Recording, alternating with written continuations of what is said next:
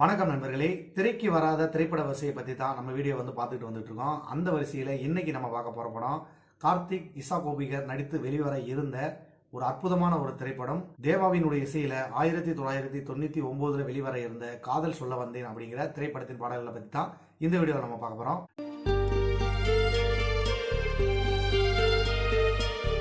நண்பர்களே, காதல் சொல்ல வந்தேன் அப்படின்னு சொன்னதும் எல்லாரும் பூபதி பாண்டியன் இயக்குன 2010 வெளிவந்த காதல் சொல்ல வந்தேன் ஒரு படம் இருக்கு. அது வேற படம்.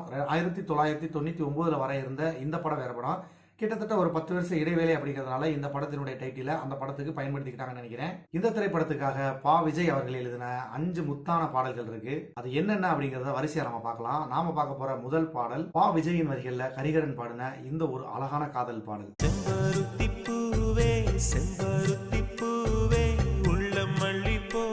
இரண்டாவதா நாம பார்க்க போற பாடல் பா விஜயின் வரிகள்ல கரிகரன் பாடின இந்த ஒரு அழகான பாடல்.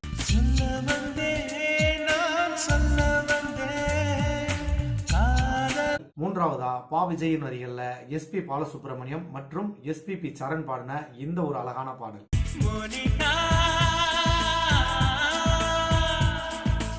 அடுத்ததா பா விஜயின் வரிகள்ல உன்னிகிருஷ்ணன் அனுராதா ஸ்ரீராம் பாடின இந்த ஒரு அழகான பாடல்.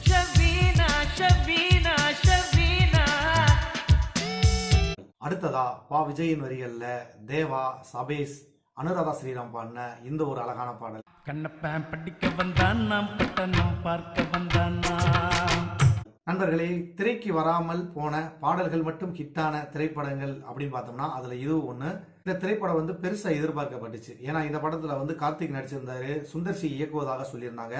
பேனர் எல்லாத்துலயுமே சுந்தர்சி அப்படின்னு சொல்லி போட்டுட்டாங்க. ஆனா அதுக்கப்புறம் பாத்தீங்கன்னா பாதி படம் வரைக்கும் தான் எடுத்திருந்தாங்க. அந்த பாதி படத்தையுமே இந்த படத்தினுடைய தயாரிப்பாளர் செல்வா தான் இயக்கியிருந்தாரு. நிறைய பேர் என்ன நினைச்சிட்டு இருக்காங்கன்னா, அந்த பேனர்ல வந்ததுனால இந்த படத்தை இயக்குனது சுந்தர்சி தான் அப்படின்னு நினைச்சிட்டு இருக்காங்க. சுந்தர்சி அவர்கள் இதை இயக்குவதாக இருந்தது, அதனாலதான் அந்த பேரை போட்டிருந்தாங்க. ஆனா இந்த படத்தை இயக்கும் போது செல்வா அவர்கள் தான் முழுமையா இயக்குனாரு அப்படிங்கிறது பல இடங்கள்ல கிடைக்கப்பட்ட தகவல். நீங்க ரெஃபரன்ஸ்க்காக பல இடங்கள்ல தேடி பாருங்க. இந்த படத்தை மிச்சத்தையும் எடுத்து வெளியிட்டு இருந்தாங்கன்னா படம் பெருசா போகலனாலும் பாடல்களுக்காகவே இந்த படம் பெருசா போயிருக்கிறதுக்கு வாய்ப்பு இருக்குங்கிறது என்னுடைய கருத்து. உங்களுடைய கருத்து என்ன அப்படிங்கறத மறந்துடாம கமெண்ட்ல பதிவு பண்ணுங்க.